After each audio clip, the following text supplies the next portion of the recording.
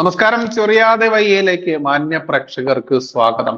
ടീച്ചറെ, നമ്മൾ ഈ താലിബാനിൽ ആരെങ്കിലും അകപ്പെട്ടിട്ടുണ്ടെങ്കിൽ, ഇനി അതല്ലെങ്കിൽ നമ്മുടെ ഇപ്പോ അറബ് രാജ്യങ്ങളിലൊക്കെ ശരിയാ നിയമപ്രകാരം ഒക്കെ ശിക്ഷിക്കപ്പെട്ടിട്ടുണ്ടെങ്കിലൊക്കെ അതിൽ നിന്നൊക്കെ നമ്മുടെ ഭരണാധികാരിയായിട്ടുള്ള നമ്മുടെ പ്രിയപ്പെട്ട പ്രധാനമന്ത്രി മോദിജി കൃത്യമായിട്ടുമായിരുന്നു നമ്മുടെ ഇന്ത്യക്കാരെയൊക്കെ ഊരിക്കൊണ്ടുവരുന്നത്, കൃത്യമായിട്ട് രക്ഷപ്പെടുത്തി കൊണ്ടുവരുന്നൊക്കെ നമ്മൾ കാണാറുണ്ട്. അത്തരത്തിൽ ചിന്തിക്കുകയാണെങ്കിൽ സത്യത്തിൽ താലിബാൻ ആയാലും ഈ അറബ് രാഷ്ട്രങ്ങളുടെ ശരിയാ നിയമമാണെങ്കിൽ പോലും ഇവരിൽ നിന്നൊക്കെ ഈസി ആയിട്ട് രക്ഷിക്കാൻ പറ്റുന്ന ഒരു അവസ്ഥ തന്നെയാണ് നമുക്കുള്ളത്. പക്ഷെ ഇന്നിപ്പോൾ SFIയുടെ കരാള ഹസ്തങ്ങളിൽ പെട്ടുകഴിഞ്ഞാൽ അവരെ രക്ഷിക്കാൻ പറ്റാത്ത രീതിയിലേക്ക് നമ്മുടെ ഈ കേരളം മാറിയിരിക്കുന്നു. അതല്ലെങ്കിൽ SFI എവിടെയൊക്കെ ഉണ്ടോ ഈ നാട്ടിൽ അവിടങ്ങളിലൊക്കെ പെട്ടിരിക്കുന്നു, മാറിയിരിക്കുന്നു എന്നതാണ് യാഥാർത്ഥ്യം. ഈ ഒരു വിഷയം പിന്നെ ഒട്ടനവധി ഇതോട് അനുബന്ധിച്ചുള്ള വിഷയങ്ങൾ തന്നെയാണ് നമ്മുടെ ഇന്നത്തെ ചൊറിയാതെ വഴിയിലുള്ളത്. എങ്ങനെയാണ് ഈ ഒരു വിഷയത്തെ ടീച്ചറുടെ ആ ഒരു ചൊറിയാതെ വഴിയിലെ ആരംഭം എങ്ങനെയാണ്? നമ്മുടെ എല്ലാ പ്രേക്ഷകർക്കും ഒരിക്കൽ കൂടി ഹൃദയംഗമായ സ്വാഗതം. ചൊറിയാതെ വയ്യ. ഒന്ന് ആലോചിച്ച് നോക്ക്. ഈ സിദ്ധാർത്ഥൻ എന്ന പയ്യന്റെ വിഷയം കഴിഞ്ഞ് ദിവസങ്ങൾ ഇത്രയായിട്ടും ബഹുമാനപ്പെട്ട മുഖ്യമന്ത്രി വായ തുറന്ന് ഒരനുശോചനമെങ്കിലും രേഖപ്പെടുത്തിയോ? ഒടുവില് എന്തോ എങ്ങും തൊടാത്ത രൂപത്തിൽ ഒന്ന് പറഞ്ഞിട്ടുണ്ട്. വൈജിന് ഓർമ്മയുണ്ടോ? നമ്മുടെ അഭിനന്ദൻ വർദ്ധമാൻ പാകിസ്ഥാൻ പട്ടാളക്കാരുടെ കരാള ഹസ്തങ്ങളിൽ അകപ്പെട്ട് 3 ദിവസം കഴിഞ്ഞിട്ട്, ആലോചിക്കണം, പിടിച്ചാൽ ഉടനെ തല വെട്ടുന്ന, തലയ്ക്കു പകരം തല, പല്ലിനു പകരം പല്ല്, കണ്ണിനു പകരം കണ്ണ് എന്ന രൂപത്തിലുള്ള കിരാതന്മാരായ പാകിസ്ഥാൻ പട്ടാളക്കാരുടെ കയ്യിൽ അകപ്പെട്ട 3 ദിവസം കഴിഞ്ഞിട്ട് രോമത്തിന് പോലും ഒരു പോറലേൽക്കാതെയാണ് ഇന്ത്യക്ക് ആ മനുഷ്യനെ തിരിച്ചു കിട്ടിയത്. ധീരനായ പട്ടാളക്കാരനായിരുന്നു ആ മനുഷ്യൻ. ഇനിയും രണ്ടാമത്തെ ഭാഗം എടുക്കുക. സിദ്ധാർത്ഥൻ SFI ഭീകരരുടെ കയ്യിലാണ് സിദ്ധാർത്ഥൻ അകപ്പെടുന്നത്.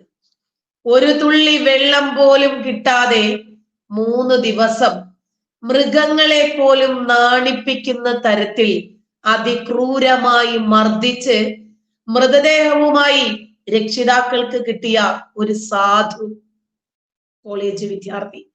മക്കളെ എല്ലാവരും ഒരുക്കി വിടുമ്പോ ഒരുപാട് പ്രതീക്ഷകളുണ്ട് മാതാപിതാക്കൾക്ക് മക്കളെ കുറിച്ച്. മക്കൾ പഠിച്ച് ഓരോ തലങ്ങളിൽ എത്താൻ എല്ലാ മാതാപിതാക്കളും പരിശ്രമിക്കും. ഇന്ന് വല്ലാതെ വേദനയുണ്ടായിപ്പോയി. ഒരു ഡോക്ടറുടെ പോസ്റ്റ്മോർട്ടം ചെയ്ത ഡോക്ടറുടെ പോസ്റ്റ് കൂടി കണ്ടപ്പോൾ നമ്മൾ വീണ്ടും ഇന്ന് ഈ വിഷയം തന്നെ ചൊറിയുന്നത് മുഖ്യധാരാ മാധ്യമങ്ങളോ രാഷ്ട്രീയ പ്രവർത്തകരോ ഒന്നും ഈ ആ വിഷയത്തിന് അർഹിക്കുന്ന ഗൗരവം നൽകാത്തത് കൊണ്ടാണ് വീണ്ടും നമുക്ക് ഈ വിഷയം ചർച്ചയ്ക്കെടുക്കേണ്ടി വരുന്നത്. വെള്ളം പോലും കൊടുക്കാതെ 3 ദിവസം ക്രൂരമായി പീഡിപ്പിച്ച് താലിബാൻ മോഡൽ വിചാരണ എന്നൊക്കെ പറഞ്ഞാൽ താലിബാനികൾ നമുക്കെതിരെ കേസ് കൊടുക്കും. കാരണം അവര് ചോദിക്കുന്നു, അപ്പൊ തന്നെ കയ്യും കാലും കഴുത്തും ഒക്കെ വെട്ടുന്നു. അതാണ് അവർ. അപ്പോ ഈ കമ്മ്യൂണിസ്റ്റ് ഭീകരർ കൊലപ്പെടുത്തിയ ഈ ആൺകുട്ടി ആലോചിക്കണം. ആ പയ്യന്റെ പോസ്റ്റ്മോർട്ടം റിപ്പോർട്ടിൽ പറയുന്നത് മസിലുകൾ തകർക്കപ്പെട്ട് താടിയെല്ല് തകർത്ത്. നമ്മൾ വീണ്ടും ഈ വിഷയം പറയുന്നത് മാധ്യമങ്ങൾ ഈ വിഷയം വേണ്ടുന്ന ഗൗരവത്തിൽ എടുക്കാത്തത് കൊണ്ടാണ്.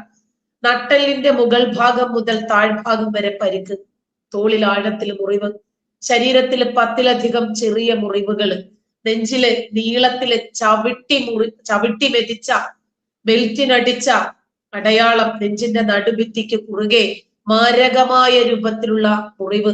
അതിലേറെ ആ മാതാപിതാക്കളെ വേദനിപ്പിച്ചത് വയറ് കാലിയാണ്.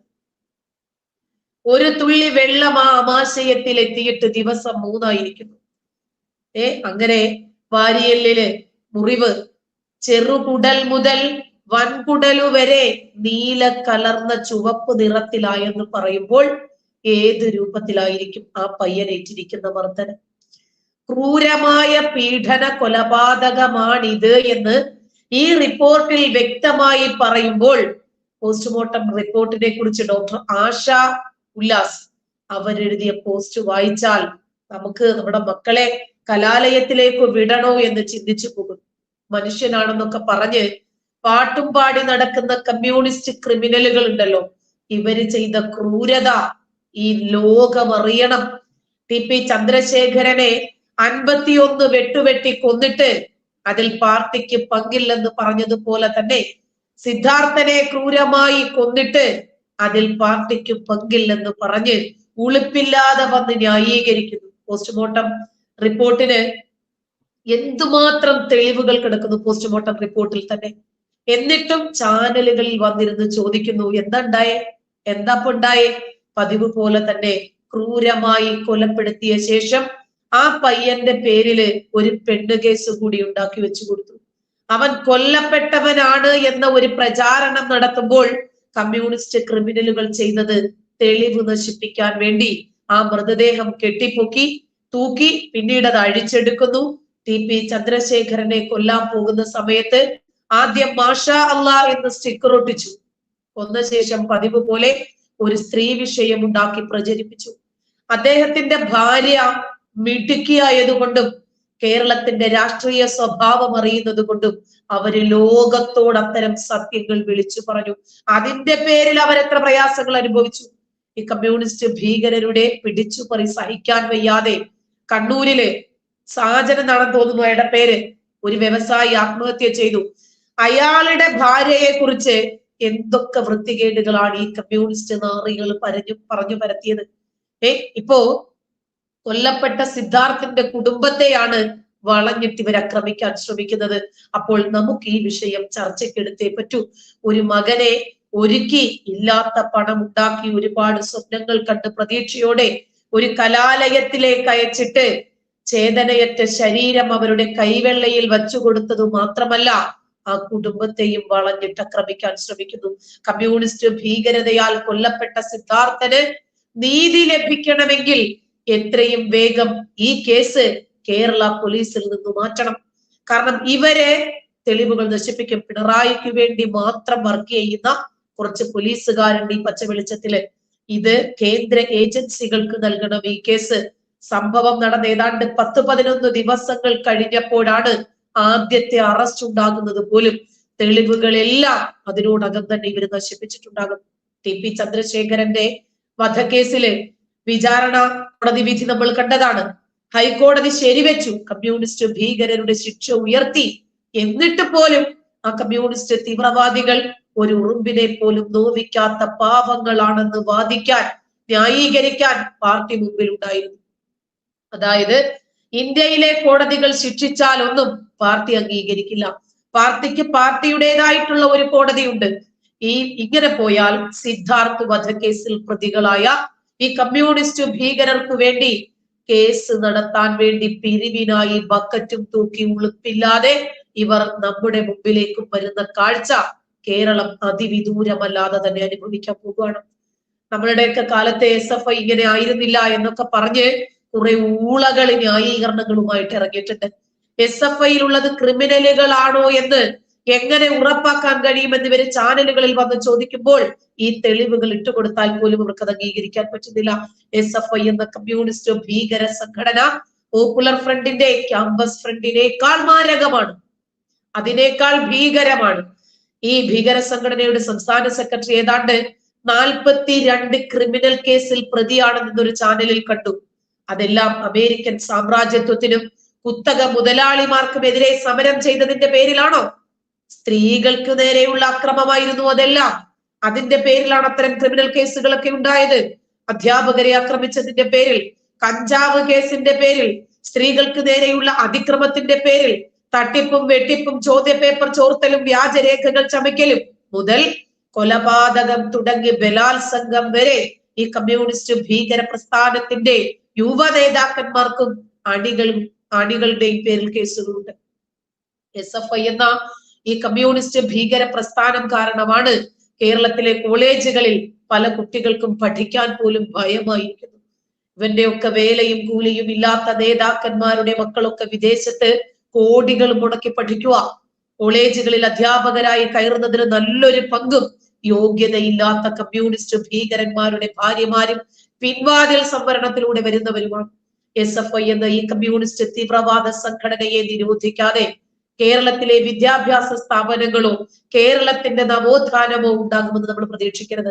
ചെറുപ്പത്തിലെ തന്നെ മനുഷ്യരെ കൊല്ലാനുള്ള ട്രെയിനിങ് പോപ്പുലർ ഫ്രണ്ട് ഭീകരര് രാത്രി പട്ടിയെ വെട്ടി പകല് മനുഷ്യനെ വെട്ടി അങ്ങനെ പരിശീലിക്കുന്നതിനേക്കാൾ ക്രൂരമായി മനുഷ്യനെ എവിടെ അടിച്ചാലാണ് അവര് വീഴുന്നത്, എവിടെ അടിച്ചാലാണ് അവരുടെ സംസാരശേഷി നഷ്ടപ്പെടുന്നത്, ഇരുമ്പ് വടി കൊണ്ട് ഒരു യുവാവിന്റെ ശരീരത്തിൽ ഏത് ഭാഗത്ത് അടിക്കാം എന്ന് വളരെ കൃത്യമായി കില്ലിംഗ് സ്ക്വാഡുകൾക്ക് ട്രെയിനിങ് ലഭിച്ചിട്ടാണ് ഇവര് കോളേജുകളിലേക്ക് എത്തുന്നത്. അതുകൊണ്ടാണ് 51 വെട്ടുവെട്ടി എത്ര പേരെ വേണമെങ്കിലും വെട്ടാമെന്ന തലത്തിലേക്ക് ഇവരെത്തുന്നത്. ആലോചിക്കണം. രഞ്ജിത്ത് ശ്രീനിവാസനെ നമ്മുടെ പബ്ലിക് പ്രോസിക്യൂട്ടർ പറയുന്നുണ്ട്, അയാളുടെ വീട്ടിലേക്ക് കയറി ഒന്നാമത്തെ അടി അടിച്ചത് അദ്ദേഹത്തിന്റെ തലയിലാണ്, ഇരുമ്പ് കൂടം കൊണ്ട്. കണ്ണുകൾ രണ്ടും തെറിച്ചു പോയി, തലയോട്ടി പൊട്ടി, തലച്ചോറ് പുറത്തു വന്നു. അവരുടെ വീട് മുഴുവനും ചിന്നി ചിതറി. ആ രൂപത്തിലായിട്ട് പോലും വീണ്ടും മറ്റു 11 പേര്, ഒന്നാമത്തെ ആൾ നസീർ എന്ന് പറയുന്ന ആളാണ് തല അടിച്ചു പൊട്ടിക്കുന്നത്. മറ്റെല്ലാവരും ഒരു തരം പ്രതിഷേധം പോലെ, പ്രതികാരം പോലെ ആ ചേതനയറ്റ ശരീരം പോലും വിടാതെ 11 പേരുടെയും വാളുകൾ ആ മനുഷ്യന്റെ ശരീരത്തിൽ കയറി ഇറങ്ങി വെട്ടിയെന്നാ പറഞ്ഞത്. പബ്ലിക് പ്രോസിക്യൂട്ടർക്ക് പറയാൻ വാക്കുകളില്ലാതെ അയാൾ ജനം ടിവിയിൽ വന്നിരുന്നിട്ടാണ് സംസാരിച്ചത്. അദ്ദേഹം പറയുന്നു, ഇതെനിക്ക് ഇവിടെ പറയാൻ പാടുണ്ടോ എന്ന് എനിക്കറിയില്ല, പക്ഷെ ഒരു മാധ്യമവും ഈ വിഷയം ചർച്ചയ്ക്കെടുക്കാത്തത് കൊണ്ട്, ഒരു മാധ്യമവും ഇതിന്റെ ക്രൂരതയെ സംബന്ധിച്ച് ഈ ഭീകരമായ ദൃശ്യങ്ങൾ എണ്ണി പുറത്തു പറയാത്തത് കൊണ്ട് എനിക്ക് നിങ്ങളുമായിട്ട് ഇത് പങ്കുവച്ചേ മതിയാകും. നമുക്കത് കേട്ടിരിക്കാൻ പറ്റില്ല. 13 മിനിറ്റോളം ആ വീട്ടിനകത്ത് ആ ഹാളിൽ നടന്ന ഭീകര ദൃശ്യങ്ങൾ നമ്മുടെ മുമ്പിൽ അനാവൃതമാക്കുന്നത് പോലെയാണ് ആ മനുഷ്യൻ പറഞ്ഞത്.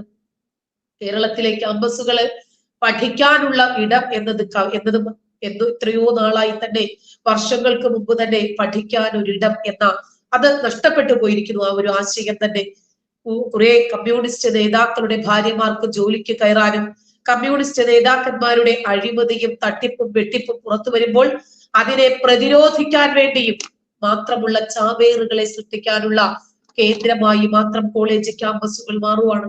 മയക്കുമരുന്നിന്റെ ഉപയോഗം ഇതൊക്കെ സർവ്വസാധാരണമായി കോളേജുകളിൽ കണ്ടുവരുന്നുണ്ട്.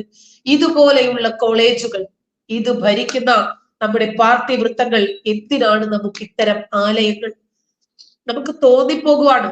SFI എന്ന ഈ കമ്മ്യൂണിസ്റ്റ് ഭീകര സംഘടനയെ തീവ്രവാദ സംഘടനയായി പ്രഖ്യാപിച്ച് പോപ്പുലർ ഫ്രണ്ട് എന്ന സംഘടന നിരോധിക്കുന്നതിന് മുമ്പേ നിരോധിക്കണം. ഇനി SDPI എന്ന ഭീകര സംഘടനയെ നിരോധിക്കുന്നതിന് മുമ്പ് നിരോധിക്കേണ്ടുന്ന ഒരു സംഘടനയായി ഇവര് മാറിയിട്ടുണ്ട്. ഈ കൊടും ക്രിമിനലുകളായ ഇതിന്റെ നേതാക്കന്മാർ തീഹാർ ജയിലിൽ അടയ്ക്കപ്പെടേണ്ടവരാണ്. സിദ്ധാർത്ഥന് വെള്ളം പോലും കൊടുക്കാതെ 3 ദിവസം പീഡിപ്പിച്ചു കൊന്ന ആളുകളൊക്കെ ജയിലിൽ കിടന്ന് പുഴുത്തു മരിക്കേണ്ടവരാണ്. പക്ഷേ സിദ്ധാർത്ഥന്റെ വിഷയം മീഡിയ പവർ കൊണ്ടാണ് ഇത്രയെങ്കിലും പുറത്തു വന്നത്. അറിയാതെ ഇടിമുറികളിൽ കിടന്ന് എത്ര പേര് മരിക്കുന്നുണ്ടാകും നമ്മുടെ ക്യാമ്പസുകളിൽ?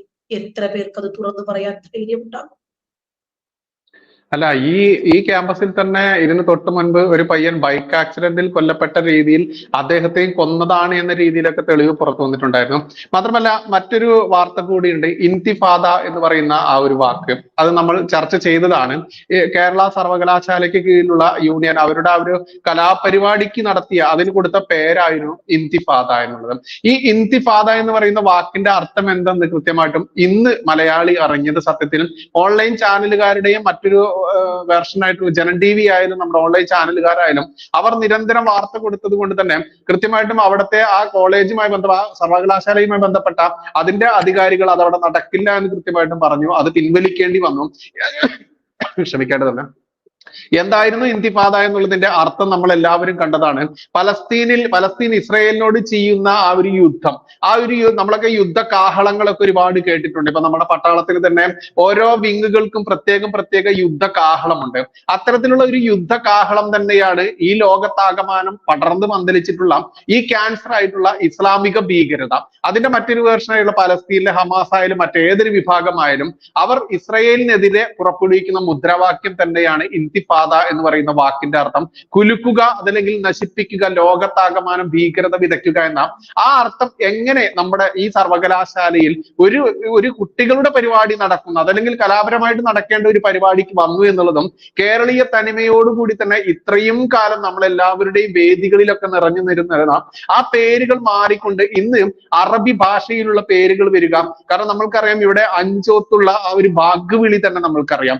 എന്നും നമ്മൾ ഇതിനെപ്പറ്റി പറയുന്നതാണ്. അഞ്ചോത്ത് വിളിക്കുന്ന അല്ലാഹു അക്ബർ എന്ന് തുടങ്ങുന്ന ആ ബാങ്ക് വിളിയുടെ മലയാളം വേർഷൻ ഒരു ദിവസം എല്ലാവരും കേട്ടാൽ മതി, പിന്നെ എന്താണ് ഇവർ വിളിച്ച് പറയുന്നത് എന്ന് കൃത്യമായിട്ടും ആളുകൾക്ക് മനസ്സിലാക്കാനാവും എന്നുള്ളത്. അതുകൊണ്ട് തന്നെ കൃത്യമായിട്ടും ഇവർ, നമ്മൾക്കറിയാം ഇന്നിപ്പോൾ ഈ സൗദിയിൽ നിന്നും അറബ് രാജ്യങ്ങളിൽ നിന്നും ഒക്കെ വന്നിട്ടുള്ള പ്രവാസികൾ അവരുടെ കാറിന് പിറകിലും അവരുടെ വീടിന്റെ മുൻപിലും ഒക്കെ അറബിയിൽ പല സൂക്തങ്ങൾ എഴുതി വെച്ചിട്ടുള്ളത് നമ്മൾ കണ്ടിട്ടുണ്ട്. പക്ഷെ ഇതേപോലെ ക്രൈസ്തവനോ അതല്ലെങ്കിൽ ഹിന്ദുവോ മൂന്ന് മതസ്ഥരാണല്ലോ ഇവിടെ പ്രധാനപ്പെട്ടതുള്ളത്. അതുകൊണ്ടാണ് അവരെ മാത്രം പറയുന്നത്. ഇത് മതം തിരിച്ച് പറയുകയാണോ എന്ന് ചോദിച്ചാൽ കൃത്യമായിട്ട് മറ്റു ചാനലുകൾ ആരും പറയാത്തത് കൊണ്ട് മതം തിരിച്ച് പറയുക തന്നെയാണ്. ഒരു ഹിന്ദുവോ ഒരു ക്രൈസ്തവനോ അവന്റെ വീടിന്റെ മുൻപിലോ അതല്ലെങ്കിൽ അവന്റെ വാഹനത്തിന്റെ പിറകിലോ മുൻപിലോ ഇതുപോലെയുള്ള അവരവരുടെ ആ മത ഗ്രന്ഥത്തിന് പ്രകാരമുള്ള ആ അർത്ഥവാക്യങ്ങൾ എഴുതിയിട്ടുണ്ടെങ്കിൽ അതിനെതിരെ ഇതെടുത്തുകൊണ്ട് തുള്ളിക്കളിക്കുന്ന, വാളെടുത്ത് അലറുന്ന ഇസ്ലാമിക നാമധാരികൾ അവരുടെ വീടിന്റെ മുൻപിലും ഈ വാഹനത്തിലും ഒക്കെ എഴുതുന്നത് എന്താണ് എന്ന് പോലും നമ്മൾക്കറിയില്ല. അതിൽ ഏറ്റവും കൂടുതൽ സുപരിചിതമായിട്ടുള്ള ഒന്നാണ് സൗദി അറേബ്യയുടെ പതാക ഒട്ടുമിക്ക ഇസ്ലാമിക പ്രവാസികളുടെയും കാറിന്റെ പിറകിൽ ഉണ്ടായിരിക്കും എന്നുള്ളത്.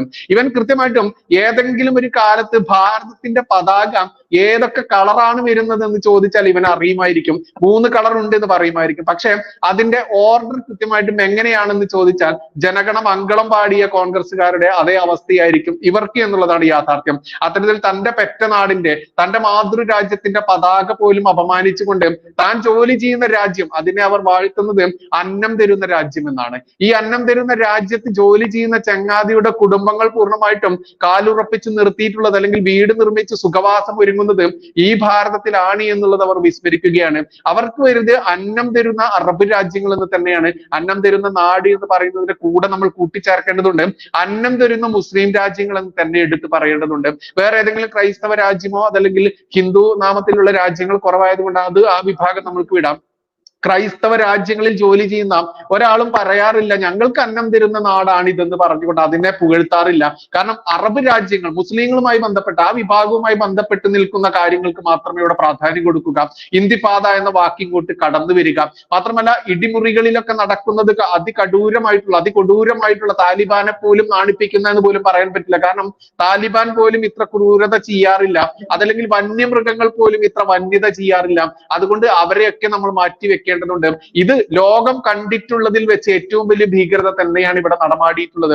എത്രയോ ഇടിമുറികളിൽ എത്രയോ കുരുന്നുകൾ കൊല്ലപ്പെട്ടിട്ടും ഇതുവരെ മിണ്ടാതിരുന്ന ആളുകൾ ഇന്ന് എന്തുകൊണ്ടാണ് ഇത്രയ്ക്ക് ഇത് പ്രധാനപ്പെട്ട വിഷയമായി സിദ്ധാർത്ഥ് ഇന്നും നിറഞ്ഞു നിൽക്കുന്നതെന്ന് ചോദിച്ചാൽ ഓൺലൈൻ ചാനലുകാരുടെ ആ ഒരു പ്രയത്നം കൊണ്ട് തന്നെയാണെന്ന് 100% 200% വേണമെങ്കിൽ പറയാം. അതുകൊണ്ട് തന്നെയാണ് നമ്മൾ ചൊറിയാതെ വയ്യ എന്ന് പറയുന്ന ഈ പ്രോഗ്രാം ഗതികെട്ടുകൊണ്ട് തന്നെയാണ് നമ്മൾ തുടങ്ങിയത്. നമ്മൾക്ക് വലിയ ആഗ്രഹമൊന്നുമില്ല. ഈ ചൊറിഞ്ഞ് ഈ ഇസ്ലാമിക ജിഹാദികളെയും ഈ കമ്മ്യൂണിസ്റ്റ് നരഭോജി വർഗത്തെയും അതല്ലെങ്കിൽ 6.5 പതിറ്റാണ്ട് കട്ടുപിടിച്ച ഈ അടിമ ഗണ്ടികളെയും ഒക്കെ പച്ചയ്ക്ക് കീറി വെളിച്ചത്തെടുക്കാൻ ഞങ്ങൾക്ക് നിർബന്ധമൊന്നുമില്ല. പക്ഷെ ഇവിടെ ആരെങ്കിലും വേണ്ടയോ എന്നുള്ള ആ ചോദ്യത്തിന്റെ ഒരു ഉത്തരം കൂടിയാണ് നമ്മളുടെ ഈ പ്രയത്നം എന്നുള്ളത്. അത് മാക്സിമം പ്രേക്ഷകർ എല്ലാവരും സ്വീകരിച്ചു എന്നുള്ളത് വളരെ സന്തോഷത്തോടു കൂടി തന്നെ അഭിമാനത്തോടു കൂടി തന്നെ എടുത്തു പറയേണ്ടതുണ്ട്. കാരണം നമ്മുടെ ശക്തി ഇന്നിപ്പോൾ ഈ കേരളത്തിന്റെ ഏക ശക്തി ഓൺലൈൻ ചാനലുകൾ തന്നെയാണ് എന്നുള്ളതാണ് യാഥാർത്ഥ്യം. പ്രമുഖ പത്രദൃശ്യ മാധ്യമങ്ങളൊക്കെ അച്ചാരം വാങ്ങിക്കൊണ്ട് നാടിനെ ഒറ്റുന്ന പരിപാടിയായാലും അവന്റെ വീടിനെ ഒറ്റുന്ന പരിപാടിയായാലും ചെയ്തുകൊണ്ട് അവന്റെ കീശ് വീർപ്പിച്ചുകൊണ്ട് ഇവിടുത്തെ മലയാളിക്ക് പച്ച നുണകൾ പടച്ചിറക്കിക്കൊണ്ടുള്ള വാർത്തകൾ കൊടുക്കുമ്പോൾ അവിടെ ഓൺലൈൻ ചാനലുകൾ ചൊറിയാതെ വയ്യയുടെ പ്രസക്തിയൊക്കെ ഒരുപാട് ഉത്തരവാദിത്തത്തോടു കൂടി തന്നെ ഞങ്ങൾക്ക് അത് ഏറ്റെടുത്ത് ചെയ്യേണ്ടതുണ്ട്. ഇനി മറ്റൊരു വിഷയം കൂടിയാണ് ഇപ്പൊ ഇന്തിഫാദ നമ്മൾ സംസാരിച്ചു. ഈ ഇന്തിഫാദയെ കൂടാതെ തന്നെ ഇന്നിപ്പോ സിദ്ധാർത്ഥിന്റെ മൊഴികളിൽ, അതായത് കോളേജിൽ ഒരു ജീവനക്കാരന്റെ മൊഴി പോലും പുറത്തു വന്നിട്ടുണ്ട്. ഇതുവരെ പിണറായി വിജയൻ അടക്കമുള്ള ആളുകൾ പറഞ്ഞിരുന്നത്, അതല്ലെങ്കിൽ പിണറായി വിജയന്റെ ആ ഒരു ശാസനം പേടിച്ചുകൊണ്ട് പിണറായി വിജയന്റെ താഴെ തട്ടിലുള്ള മന്ത്രിമാർ, ചിഞ്ചുറാണി ആയാലും മറ്റൊട്ടനവധി മന്ത്രിമാരും MLA-മാരും അടക്കമുള്ള SFI-ന്റെ നേതാക്കന്മാരായിക്കോട്ടെ, CPM-ന്റെ നേതാക്കന്മാരായിക്കോട്ടെ, DYFI-യുടെ നേതാക്കന്മാരായിക്കോട്ടെ, ഇവരൊക്കെ കൃത്യമായിട്ടും പറഞ്ഞത് ഈ വ്യക്തി, ഈ സിദ്ധാർത്ഥ് എന്ന് പറയുന്ന ഈ കുരുന്ന് ആത്മഹത്യ ചെയ്തത് തന്നെയാണ് എന്നായിരുന്നു. എന്നാൽ ഇന്ന് അവർക്ക് മാപ്പ് പറഞ്ഞുകൊണ്ട് അത് മാറ്റി പറയേണ്ട അവസ്ഥ വന്നിരിക്കുന്നു. ഇന്ന് പിണറായി വിജയൻ ആദ്യമായിട്ട് വാ തുറന്നിരിക്കുന്നു മറ്റൊരു വിഷയത്തിൽ. പൂഞ്ഞാർ സംഭവം, പൂഞ്ഞാർ പള്ളിയിൽ നടന്ന സംഭവം നമ്മൾ കണ്ടു. ഇന്ന് പിണറായി വിജയൻ പറഞ്ഞൊരു വാക്കുണ്ട്, അവിടെ നടന്നത് തെമ്മാടിത്തരം തന്നെയാണെന്ന് ആദ്യമായിട്ട് പിണറായി വിജയൻ പറഞ്ഞിരിക്കുന്നു. കൃത്യമായിട്ടും പിണറായി വിജയന് മനസ്സിലായിരിക്കുന്നു, ക്രൈസ്തവർ ഒരുമിച്ചാലും ഹിന്ദു ഒരുമിച്ചാലും ഇവിടെ എന്തെങ്കിലുമൊക്കെ ചലനം സൃഷ്ടിക്കാനാവുമെന്നുള്ള ബോധ്യം ഒന്നുകൊണ്ട് തന്നെ മാത്രമാണ് പിണറായി വിജയൻ ആ വാ തുറന്നതെന്ന് പറയാതിരിക്കാനാവില്ല. എന്തായാലും SFI എന്ന് പറയുന്ന അതിക്രൂരമായിട്ടുള്ള ബ്ലഡി ക്രിമിനലുകളെ ടീച്ചർ പറഞ്ഞ പോലെ തന്നെ PFI നിരോധിക്കുന്നതിന് മുൻപേ നിരോധിക്കേണ്ടതായിരുന്നു എന്നുള്ളത് എന്തായാലും കാലത്തിന് മുൻപേ സഞ്ചരിച്ച വാക്കുകൾ എന്ന രീതിയിൽ തന്നെ ബഹുമാനപ്പെട്ട ആരിഫ് മുഹമ്മദ് ഖാൻ, നമ്മുടെ ഗവർണർ, പ്രിയപ്പെട്ട ഗവർണർ, അദ്ദേഹം പറഞ്ഞ ആ ബ്ലഡി ക്രിമിനൽ എന്ന് അവിടെ തന്നെ ഞാൻ നിർത്തുകയാണ്. ടീച്ചർ തുടങ്ങിക്കോളും. അതായത് ബൈജു കുറച്ചു നാള് മുമ്പ് 1-2 വാഹനങ്ങളുടെ സ്റ്റിക്കറുകൾ, അതായത് കേരള പോലീസിന്റെ ഒക്കെ സ്റ്റിക്കറുകളില് ഈ പാകിസ്ഥാന്റെ ചിഹ്നം കണ്ടതായിട്ട് ഓർക്കുന്നുണ്ടോ?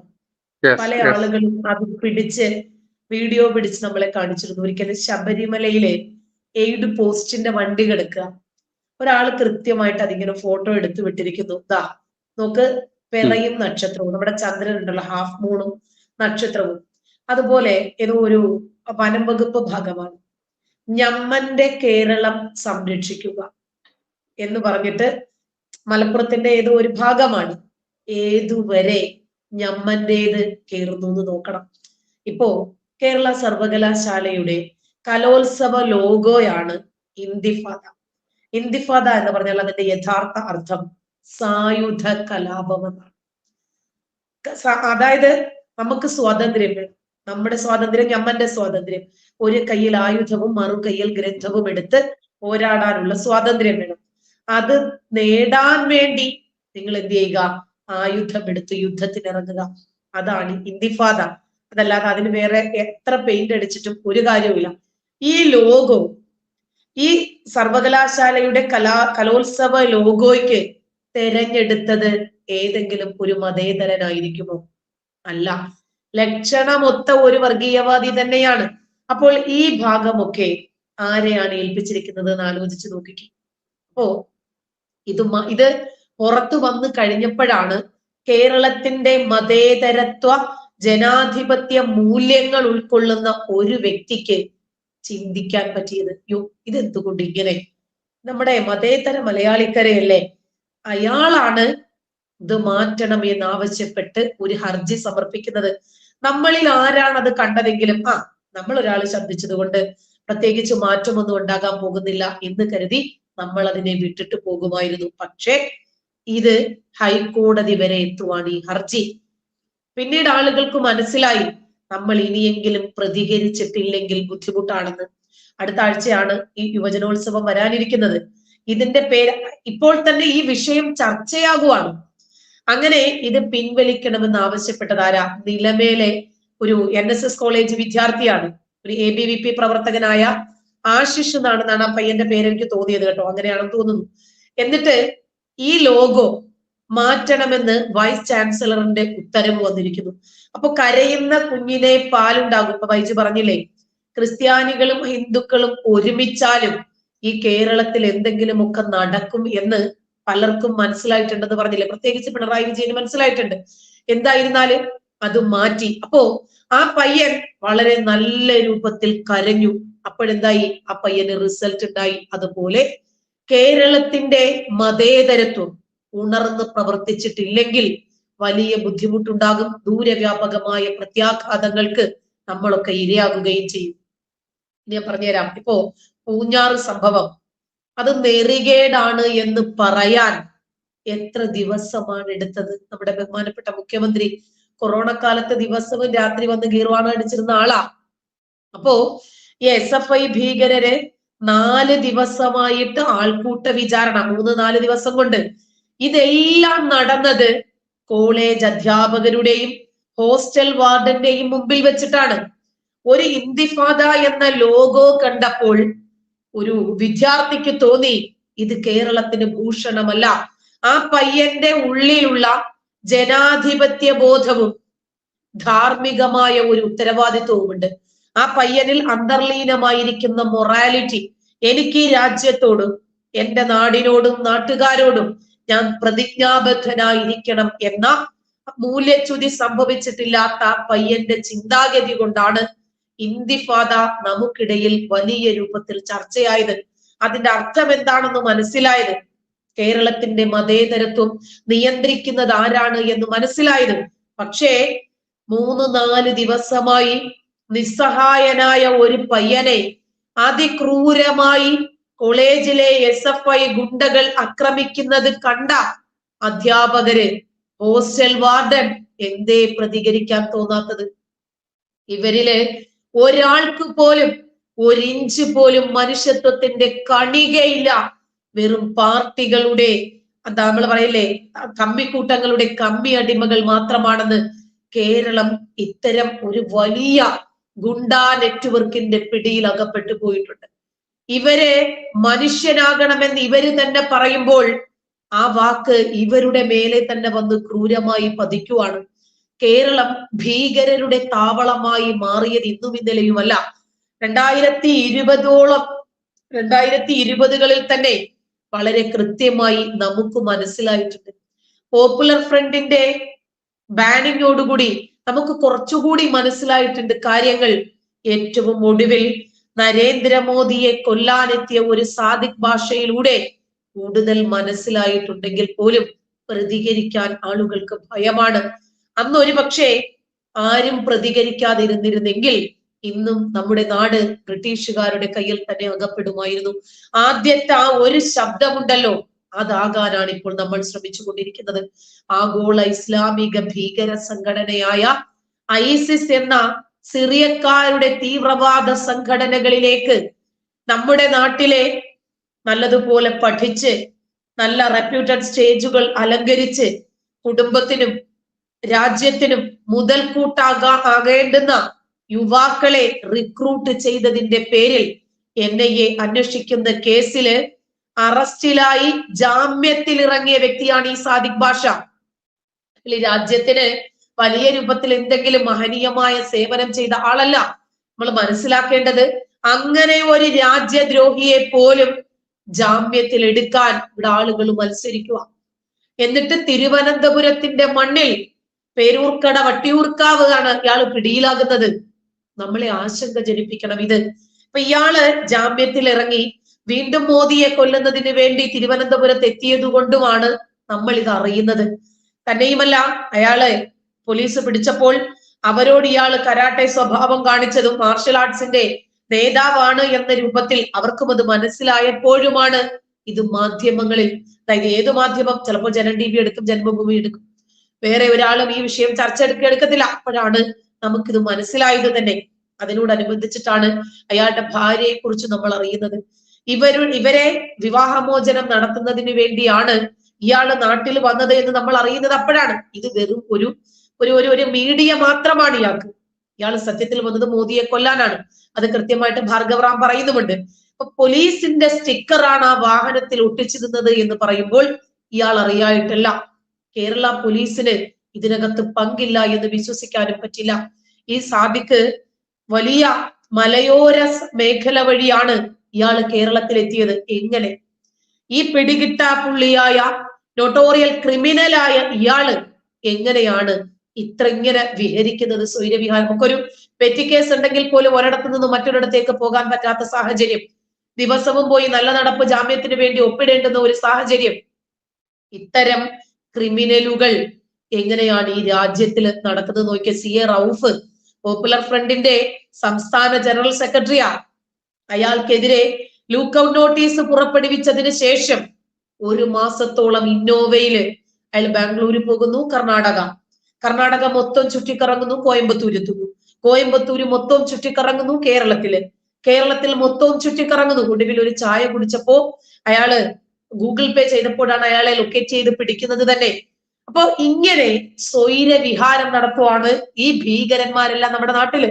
എന്നിട്ട് എത്ര മാധ്യമങ്ങൾ പിടികിട്ടാപ്പുള്ളിയായ റൌഫിനെ പിടിച്ച വാർത്ത കൊടുത്തത് നോക്കിയാൽ മതി. റൌഫ് തന്നെ പറഞ്ഞിട്ടുണ്ട്, മാധ്യമങ്ങളൊക്കെ ഞങ്ങളുടെ കയ്യിലാ. ഫസൽ ഗഫൂർ പറഞ്ഞിട്ടുണ്ടല്ലോ, ഇന്ന മാധ്യമങ്ങൾ, മാതൃഭൂമിയാണോ വേണു, മനോരമയാണോ ഇന്നാള്, അവരൊക്കെ നമ്മുടെ കയ്യിലാ. ഇപ്പൊ നമുക്കെതിരെ നമ്മളെ പ്രതിരോധിക്കാൻ ആരാണുള്ളത്? ചാനലുകളിൽ ആളില്ല. അതായത് ഇങ്ങനെ എല്ലാവരെയും ഇവർ വിലക്കെടുത്തു കഴിഞ്ഞു. സംശയം തോന്നി സാദിഖ് ഭാഷയെ പരിശോധിച്ച സമയത്താണ് സംഘത്തിൽ ഉൾപ്പെടുന്ന ഒരാളുടെ ബന്ധു പോലീസാണെന്ന്. ആലോചിക്കണം. അതായത് സാദിഖ് ഭാഷയെ കുറിച്ച് അന്വേഷിക്കുന്ന സംഘത്തിൽ ഒരാള് സാദിഖ് ഭാഷയുടെ ബന്ധുവാ. പൂഞ്ഞാറ സംഭവം നോക്ക്. തീഹാർ ജയിലിൽ NIA അടച്ച ആൾക്കാരുടെ ബന്ധുക്കള്, അതായത് സഹോദരന്മാരും മക്കളുമാണ് പൂഞ്ഞാറ് പള്ളിമേടയ്ക്കകത്ത് കയറിയിട്ട് ഈ ബഹളം ഉണ്ടാക്കിയത്.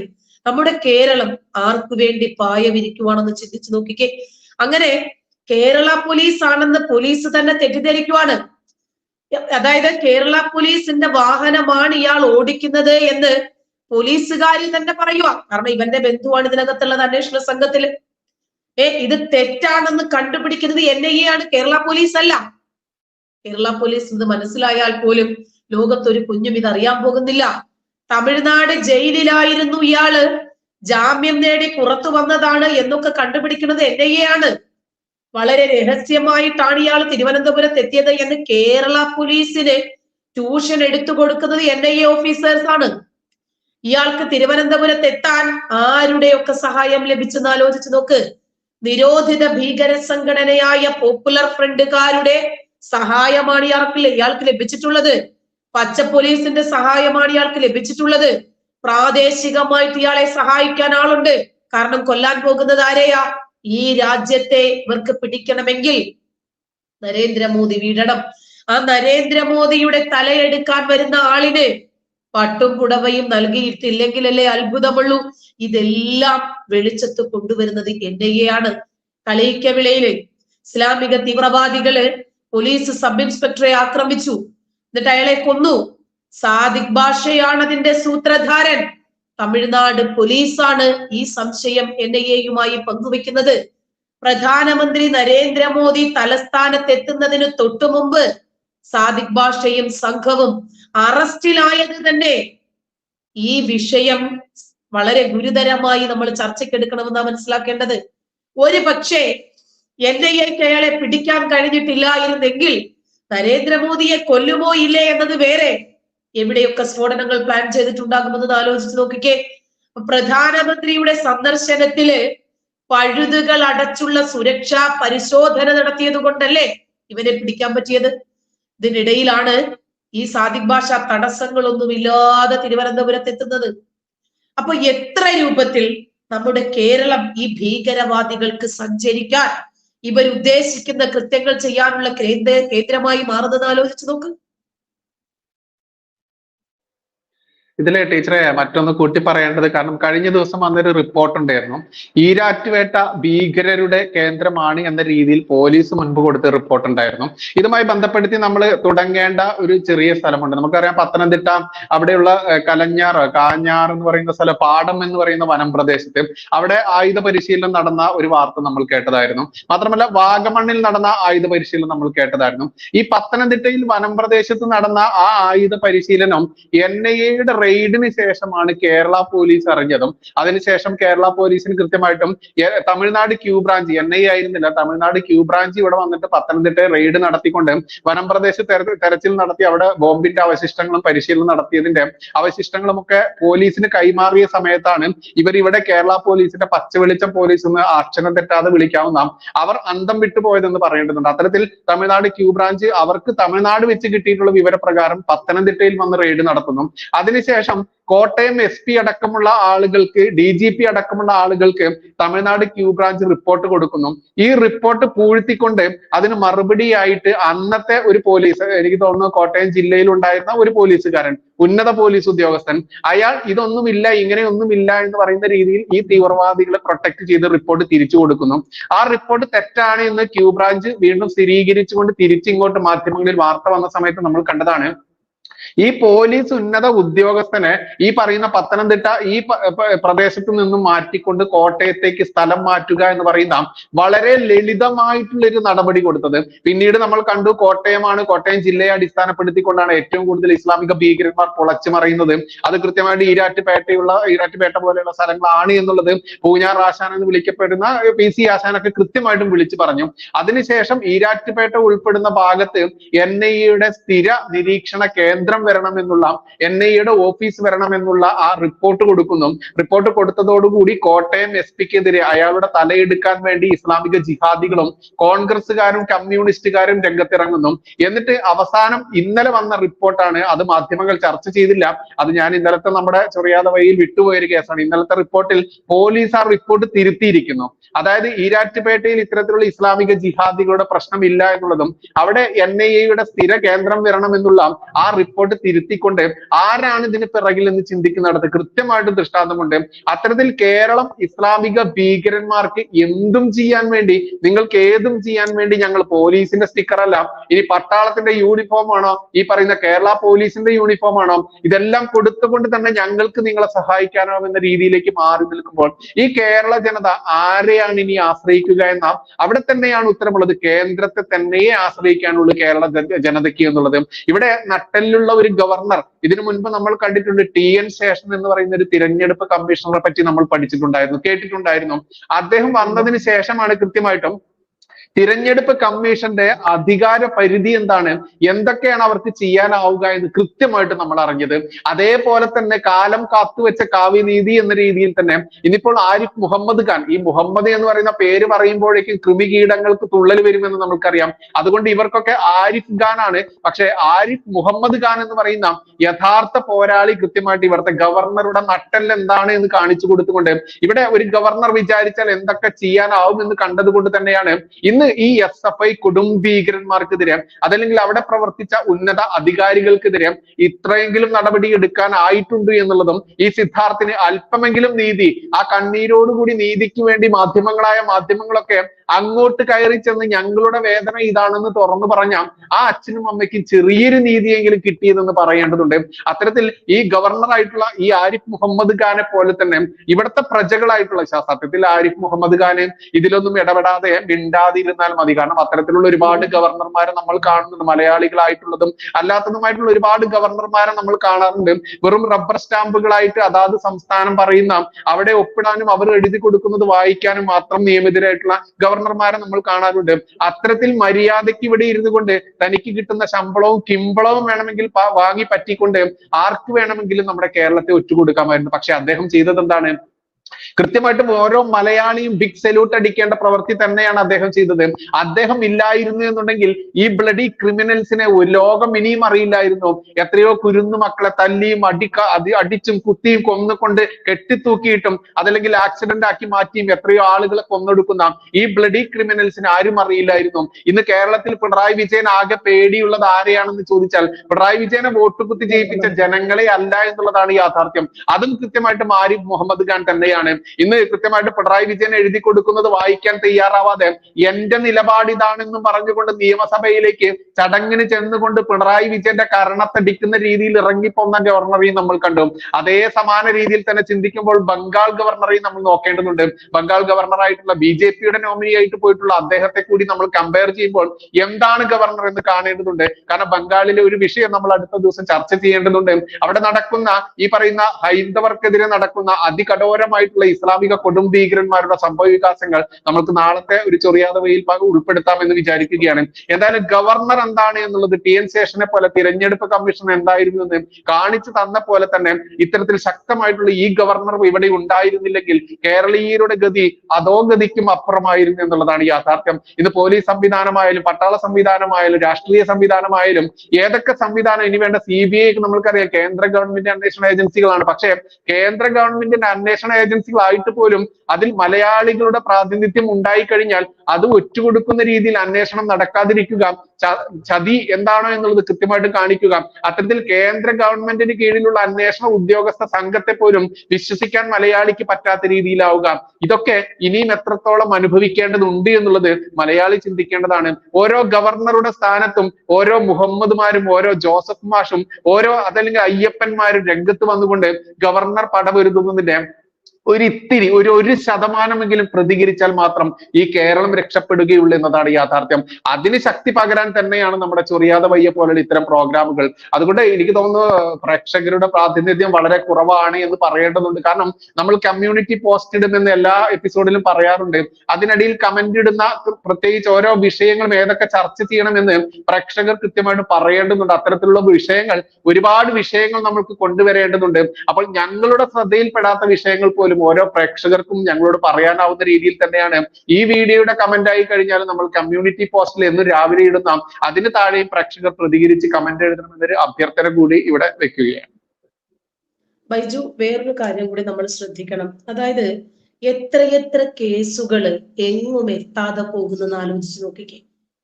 എങ്ങും എത്തുന്നില്ല. ഇപ്പോ NIA റെയ്ഡ് ഈ 2 ദിവസങ്ങൾക്കുള്ളിൽ എത്ര സംസ്ഥാനങ്ങളിൽ നടന്നു?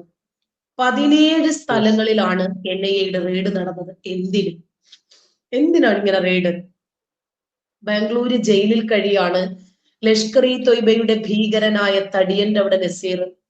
ഈ തടിയന്റെ അവിടെ നസീറിനെ ശുദ്ധ മനസ്കനാക്കി മാറ്റാൻ, നിഷ്കളങ്കനാക്കി മാറ്റാൻ സോഷ്യൽ മീഡിയയിൽ മത്സരിക്കുവാണ്. ഞാൻ ഇന്ന് എത്ര പോസ്റ്റുകൾ കണ്ടെന്നാ ഫേസ്ബുക്കില്. ഇതുപോലെയുള്ള ഭീകരന്മാരെ വെള്ളപൂശുന്നു. ഇവർക്ക് എങ്ങനെ SFI പോലെ അതല്ലെങ്കിൽ കമ്മി രാഷ്ട്രീയക്കാരെ പോലെ ഇവര് ചെയ്യുന്ന ഈ ക്രൂരകൃത്യങ്ങളെ പ്രതിരോധിക്കാൻ കഴിയില്ല. ശരിക്കു പറഞ്ഞാൽ ഒരു ഭാഗത്ത് പോപ്പുലർ ഫ്രണ്ടും മറുഭാഗത്ത് ഈ കമ്മിക്കൂട്ടങ്ങൾ, അവരുടെ യുവ തലമുറത SFI, ഇതിന്റെ രണ്ടിന്റെയും ഇടയ്ക്ക് കിടന്ന് വലഞ്ഞു പോകുന്ന നമ്മൾ കുറെ മലയാളികളുണ്ട്. കാരണം മലയാളികൾ എന്ന് പറയാൻ കാരണമുണ്ട്. നമ്മൾ ഈ മലയാളിക്കരെ ഇങ്ങനെ നിലനിൽക്കണം എന്ന് ആഗ്രഹിക്കുന്നു. ഈ 2 കൂട്ടരും കൂടി ആഗ്രഹിക്കുന്നത് ഇതിനെ ഒരു ലഷ്കർ-ഇ-തൊയ്ബയുടെ താവളമാക്കി മാറ്റാനാണ്. ഈ തീവ്രവാദ കേസിൽ, അതായത് തടിയന്റെ അവിടെ നസീറുമായി ബന്ധപ്പെട്ട തീവ്രവാദ കേസില് കേരളം ഉൾപ്പെടെ 7 സംസ്ഥാനങ്ങളിലായി 17 സ്ഥലങ്ങളിലാണ് ഇന്നലെ ദേശീയ അന്വേഷണ ഏജൻസി റെയ്ഡ് നടത്തിയത്. രാജ്യത്ത് എന്തിനാണെന്ന് ആലോചിക്കണം. വിവിധ ഇടങ്ങളിൽ ഭീകരാക്രമണം നടത്തുന്നതിന് പദ്ധതിയിട്ടു. എവിടെ കിടന്നിട്ട്? ജയിലുകളിൽ കിടന്നിട്ട്. കേരളത്തിന്റെ ജയിലുകൾ ഇവർക്ക് പുത്തരിയല്ല. ഇവർക്ക് അതൊക്കെ പറ്റും. തടിയന്റെ അവിടെ നസീറുമായി ബന്ധപ്പെട്ട ഒരുപാട് ആളുകൾ ഈ കേരളത്തിൽ അങ്ങോളം ഇങ്ങോളമുണ്ട്. പിന്നെ അത് ബൈജുന് ഓർമ്മയുണ്ടോ? കഴിഞ്ഞ ദീപാവലി ദിനത്തില് കോയമ്പത്തൂര് സംഘമേശ്വര ക്ഷേത്രത്തിന് സമീപം ഒരു കാർ ബോംബ് പൊട്ടിത്തെറിച്ചു. ജമീഷ മുബിൻ എന്ന 22-കാരൻ 5 കൂട്ടുകാരുമായി വീട്ടിനകത്തിരുന്നിട്ട് അവൻ ബോംബ് നിർമ്മിക്കുക. അവൻ കല്യാണം കഴിച്ചത് ഒരു ബധിരയും മൂകയുമായ പെൺകുട്ടിയെ. ആ പെൺകുട്ടിയോട് ഇവൻ സംസാരിക്കാറില്ല. ആ പെണ്ണിന് സംസാരിക്കാൻ പറ്റില്ല. ഒരു രൂപത്തിലും ഇന്ററാക്ട് ചെയ്യാറില്ല. മാതാപിതാക്കളുമായി സംസാരിക്കാറില്ല. അവന്റെ ഫോണിൽ നിന്ന് കണ്ടെടുത്ത വീഡിയോകൾ മൊത്തം സാക്കിർ നായിക്കിനെ പോലെയുള്ള രാജ്യദ്രോഹിയുടെയാണ്. എന്നിട്ട് ഈ പയ്യൻ പോകുന്നു, ഇവൻ പൊട്ടിത്തെറിക്കുന്നു. ദീപാവലി ദിനത്തിലാണ്. അവൻ ഈ കേരളത്തിലെ എല്ലാ ജയിലുകളിലും കിടക്കുന്ന ഭീകരന്മാരെ സന്ദർശിച്ചിട്ടുണ്ട്. കൃത്യമായിട്ട് അവനവന്റെ ഡയറിയിൽ കുറിച്ചു വെച്ചിട്ടുണ്ട്. ഇന്ന ദിവസം കണ്ണൂര് പോകുന്നു, തൃശ്ശൂര് പോകുന്നു. ഈ കണ്ണൂര് പോപ്പുലർ ഫ്രണ്ടിന്റെ കുറച്ച് ഭീകരരെ കൊണ്ടുവന്നിട്ടു. രാവിലെ എഴുന്നേറ്റ് വന്ന് ജയിലിന്റെ വളപ്പിലുള്ള തെങ്ങിൽ നോക്കുമ്പോൾ തെങ്ങിന്റെ മുകളിൽ മൊത്തം ഫോണുകൾ. കാരണം ഇതിനകത്ത് കിടക്കുന്ന ആളുകൾക്ക് കോണ്ടാക്ട് ചെയ്യണം. അപ്പൊ ഇവർക്ക് ഒരു വാതിലുകളും ഇരുമ്പ് വാതിലല്ല. ഇവർക്കിതൊന്നും കീറാമുട്ടിയല്ല. ഇവർക്കിതൊക്കെ സുലഭമായി തുറന്നു കിടക്കുന്ന വാതിലാണ്. ബാംഗ്ലൂർ സിറ്റി പോലീസ് ആണ് ഈ തടിയന്റെ അവിടെ നസീറുമായി ബന്ധപ്പെട്ട കേസില് ആദ്യം കേസ് രജിസ്റ്റർ ചെയ്ത് അന്വേഷണം ആരംഭിക്കുന്നത്. കാരണം ആരും തയ്യാറാകുന്നില്ല. 7 പിസ്റ്റളുകൾ ബൈജുവിന് ഓർമ്മയുണ്ടോ? ഇടയ്ക്ക് വെച്ചിട്ട് പോപ്പുലർ ഫ്രണ്ടിന്റെ റെയ്ഡ് നടന്ന സമയത്ത് ഇവരുടെ കുറെ ഗണ്ണുകൾ കാണാനില്ല. കേരള പോലീസിന്റെ ഉണ്ടകൾ കാണാനില്ല. ഈ ഉണ്ട നോക്കുന്ന മണ്ടൻ എവിടെ പോയി? അപ്പോ പോപ്പുലർ ഫ്രണ്ടിന് സുലഭമായി ഇതൊക്കെ എത്തിച്ചു കൊടുക്കാൻ ഇതിനകത്ത് തന്നെ ആളുകളുണ്ട്. അന്വേഷണം വരുമ്പോൾ അപ്പോഴല്ലേ ഏറി വന്നാൽ ഒരു സസ്പെൻഷൻ, അത്രേ ഉള്ളൂ. 2, 3, 4 മാസം പുറത്തിരിക്കാം, പകുതി ശമ്പളം കിട്ടും. നമുക്ക് പൂർണ്ണമായിട്ടും ശമ്പളം പോപ്പുലർ ഫ്രണ്ടിന്റെ ഈ ചില്ലങ്ങളിൽ നിന്നും ലഭിക്കും. അപ്പോ ഈ ബാംഗ്ലൂർ സ്ഫോടന കേസ് രജിസ്റ്റർ ചെയ്തിട്ട് അന്വേഷണം ആരംഭിക്കുമ്പോ 7 പിസ്റ്റളുകളും 4 ഗ്രനേഡുകള്, ഒരു തിര, 45 ലൈവ് റൗണ്ടുകള്, അതുപോലെ 4 വോക്കി ടോക്കി, ഇതൊക്കെ കിട്ടുകയാണ്. എപ്പോ? 2023 ജൂലൈയിൽ പിടിച്ചെടുത്ത സാധനം വീണ്ടും NIA അതേപോലെ തന്നെ പിടിക്കുക.